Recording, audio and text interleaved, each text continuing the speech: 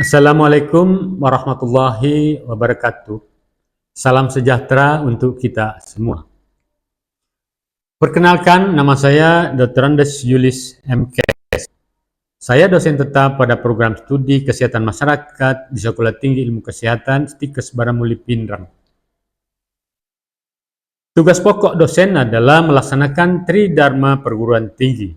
Di antaranya adalah melaksanakan Dharma pengajaran. Pada kesempatan ini, saya akan memperkenalkan salah satu mata kuliah yang saya ampuh, yaitu Komunikasi Kesehatan. Mata kuliah Komunikasi Kesehatan adalah mata kuliah wajib pada program studi Kesehatan Masyarakat yang diajarkan pada semester 2 dengan bobot 2 SKS. Capaian pembelajaran mata kuliah atau CPMK yang dibebankan CPL Prodi pada mata kuliah ini terdiri dari 1. Konsep, teori, dan ruang lingkup komunikasi. Yang kedua, bentuk-bentuk komunikasi. Yang ketiga, karakteristik komunikasi. Yang keempat, gangguan dan hambatan komunikasi. Dan yang kelima, ruang lingkup komunikasi kesehatan. CPMK pada mata kuliah ini berdasarkan RPS yang telah saya susun, terdiri dari 14 pokok bahasan yang kemudian terurai ke dalam 26 sub pokok bahasan. Sistem pembelajaran yang saya terapkan pada mata kuliah ini adalah sistem DAA. Yang pertama, delivery, yaitu cara penyampaian materi secara baik agar materi ajar dapat dimengerti dengan baik oleh peserta didik. Untuk mencapai target sistem delivery ini, sebagaimana lazimnya seorang dosen, di awal pertemuan perkuliahan, saya melakukan kontrak kuliah yang merupakan pedoman proses perkuliahan antara dosen dengan mahasiswa selama 1 semester ke depan. Muatan kontrak kuliah ini antara lain. Yang pertama, deskripsi mata kuliah. Yang kedua, metode perkuliahan. Yang ketiga, model perkuliahan. Yang keempat, cara penilaian. Dan yang kelima, menjelaskan tentang referensi mata kuliah, baik referensi wajib maupun referensi penunjang. Untuk menunjang tercapainya tujuan sistem delivery ini, metode pembelajaran yang saya terapkan adalah metode ceramah dan metode diskusi. Dalam penyajian materi kuliah, saya menggunakan beberapa media pembelajaran yang disesuaikan dengan materi ajar, antara lain slide PowerPoint, video singkat, yang dikuatkan dengan beberapa kajian kasus. Di kampus kami telah diterapkan metode pembelajaran blended learning, di mana blended learning adalah metode yang menggabungkan pembelajaran online dengan tatap muka. Aplikasi yang saya gunakan untuk menunjang metode hybrid learning ini adalah aplikasi LMS atau Learning Management System. Di fitur platform Merdeka Mengajar ini sangat lengkap untuk menunjang beberapa aktivitas perkuliahan seperti presensi, sharing dan konsultasi, penugasan mata kuliah kepada seluruh mahasiswa, sehingga dengan aplikasi ini capaian pembelajaran perkuliahan lebih maksimal. Yang kedua, interaction atau interaksi. Tujuan model pembelajaran ini adalah agar terjadi proses interaktif antar dosen dengan mahasiswa, mahasiswa dengan mahasiswa secara merata dan optimal, sehingga mahasiswa dapat memahami secara detail setiap pokok bahasan mata kuliah. Model ini sangat sinkron dengan metode ceramah dan diskusi kelompok yang saya terapkan selama ini. Yang ketiga, assessment. Assessment adalah upaya untuk mendapatkan informasi dari proses dan hasil pembelajaran untuk mengetahui seberapa baik kinerja mahasiswa, kinerja kelas atau kinerja mata kuliah terhadap tujuan capaian pembelajaran. Jenis asesmen sesuai fungsinya mencakup asesmen sebagai proses pembelajaran, asesmen untuk proses pembelajaran, dan asesmen pada akhir proses pembelajaran. Kemudian referensi mata kuliah saya sampilkan dalam slide berikut ini. Demikian disiplin mata kuliah komunikasi kesehatan yang saya ampu. Dan berikut ini video pengejaran saya di kelas. Assalamualaikum warahmatullahi wabarakatuh. Bismillahirrahmanirrahim. Assalamualaikum warahmatullahi wabarakatuh. Waalaikumsalam warahmatullahi wabarakatuh. Selamat pagi, salam sejahtera. Baik, untuk pertemuan pembahasan mata kuliah komunikasi kesehatan pada pertemuan kali ini, sebelum kita melanjutkan ke pembahasan selanjutnya untuk memulai perkuliahan, sebagaimana biasanya sebelum kita kuliah kita berdoa bersama. Untuk itu saya persilakan kepada ketua tingkat untuk memimpin doa. Silakan. Jadi sebelum kita memulai perkuliahan, kita berdoa menurut agama dan kepercayaan masing-masing, berdoa dimulai.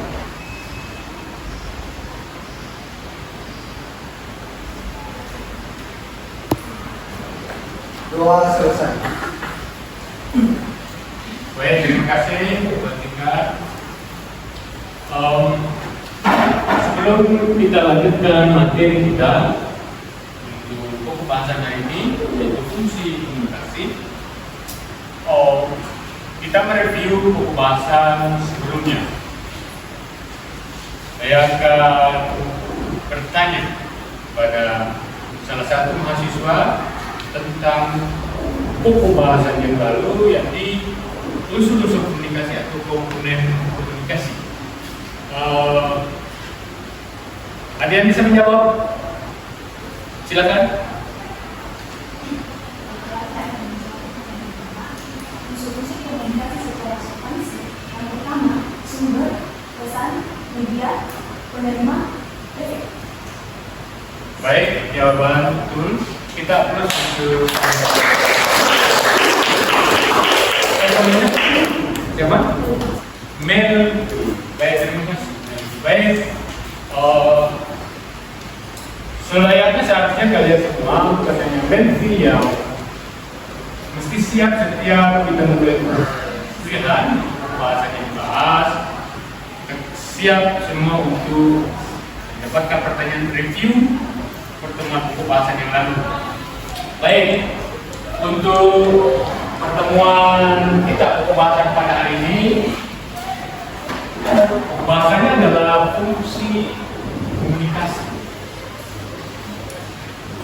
Ya, secara teori sebagai sebuah proses pada kehidupan manusia yang serba ada pada segala situasi, maka ada fungsi-fungsi komunikasi menurut teori. Ya.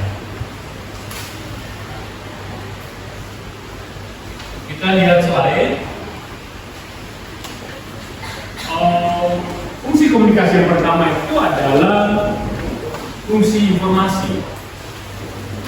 Fungsi informasi itu bagaimana? Apa maksud dari fungsi informasi itu?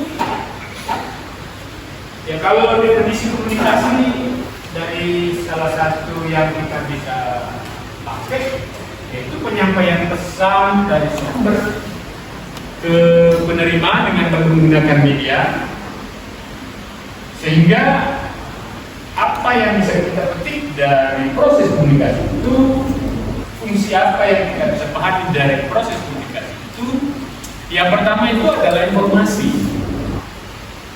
Informasi itu adalah penyampaian atau menyampaikan, menyebarluaskan ide, gagasan dari sumber ke penerima. Jadi ide gagasan yang bermanfaat kepada yang penerima. Itu menyampaikan ide, menyebarluaskan informasi gagasan kepada pihak penerima informasi. Itu fungsi pertama. fungsi informasi. Ya, kalau kita proyeksi pada realitas komunikasi secara praktek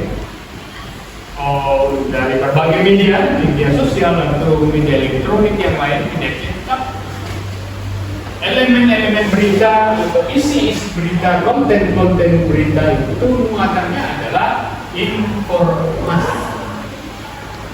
Pada pemberitaan misalnya dalam konteks news berita itu menyampaikan informasi apa yang terjadi, kapan terjadinya, di mana terjadi dan bagaimana dampaknya. Itu informasi. Itu fungsi pertama komunikasi. Fungsi yang kedua adalah fungsi mendidik. Di tengah era globalisasi dengan revolusi informasi, efek penyampaian berita di berbagai media, dalam berbagai media, terutama media sosial, yang banyak terjadi itu adalah informasi yang sifatnya hoax, yang kemudian ketika para penerima informasi tidak menyaring, tidak mencermati, maka dampaknya itu negatif. Sehingga fungsi komunikasi yang mesti disadari oleh para pelaku komunikasi itu bagaimana pesan yang disampaikan, fungsinya mendidik, terutama media-media institusi, berita di TV atau media-media cetak. Fungsi mendidik, apa yang disampaikan itu sifatnya, kontennya mendidik siapa yang menjadi penerima pesan itu. Baik, fungsi yang ketiga, fungsi selanjutnya adalah fungsi instruksi. Instruksi itu apa yang bisa kita kutip dari makna instruksi dalam fungsi komunikasi? Instruksi secara kata itu menganjurkan atau melarang, penerima untuk melakukan atau tidak melakukan apa yang diperintahkan. Pada konteks edukasi kesehatan, fungsi instruksi sering digunakan di dalam menyampaikan ide-ide pendidikan kesehatan. Ya, contohnya biasa kita lihat di dalam ruangan, terima kasih Anda tidak merokok di ruangan ini. Itu artinya apa? Menginstruksikan untuk tidak merokok di ruangan ini.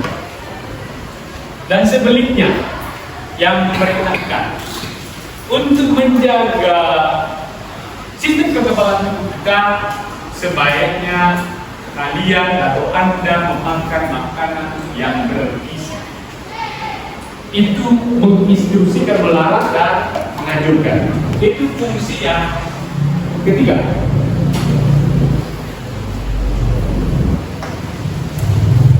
Jadi kemudian fungsi yang keempat itu adalah persuasi. Persuasi atau persuasif, saya kata persuasif itu mempengaruhi. Kalau tadi penjelasan komponen komunikasi menurut Harold de Laswell, komponen terakhir itu adalah efek. Efek komunikasi itu artinya apa? Ada fungsi komunikasi yang memiliki efek. Efek persuasi mempengaruhi orang untuk melakukan dan tidak melakukan. Pada komunikasi terapan, komunikasi periklanan misalnya, semua iklan yang ada itu kontennya adalah persuasi.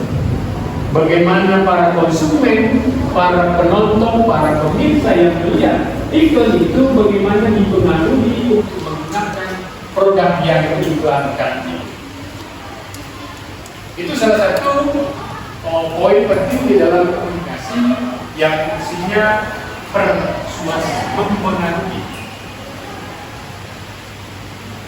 Oke, selanjutnya menghibur. Fungsi komunikasi selanjutnya adalah menghibur. Yang pada konteks menghibur ini pada berbagai konten komunikasi, terutama pada acara-acara entertain di acara-acara TV. Biasanya fungsi menghibur ini menjadi konten pada spot-spot acara yang kontennya juga memuat edukasi dan persuasi. Menghibur contohnya di beberapa acara di TV, acara apa misalnya, acara Family 100. Misalnya itu ada sejenis quiz yang di beberapa TV itu menghibur, hiburan keluarga. Apa kontennya di sana, apa pesannya? Ya biasanya sisipan iklan ada di sana. Sisipan iklan oleh beberapa produk. Ya, di samping menghibur juga bermuatan mempengaruhi pemirsa untuk menggunakan produk-produk tertentu. Sebelum kita lanjut ke pembahasan, Anda yang mau bertanya, silakan. Ada yang bertanya? Ada? Saya anggap sudah paham ya, sudah ngerti semua. Baik. Kalau sudah ada pertanyaan untuk pembahasan selanjutnya, kita akan lanjutkan pembahasan selanjutnya. Tapi sebelumnya, untuk pembahasan hari ini, saya akan memberikan tugas makalah, memberikan penjelasan ulang, mereview ulang dalam bentuk paper. Dan sebelum acara dimulai minggu depan, tugas itu mesti ada di meja saya sebagai tugas pokok bahasan. Saya kira kalau tidak ada yang bertanya, pokok bahasan kita untuk hari ini kita akhiri dan kita akan jumpa di pertemuan perkuliahan dengan pokok bahasan yang lain. Sekian, assalamualaikum warahmatullahi wabarakatuh.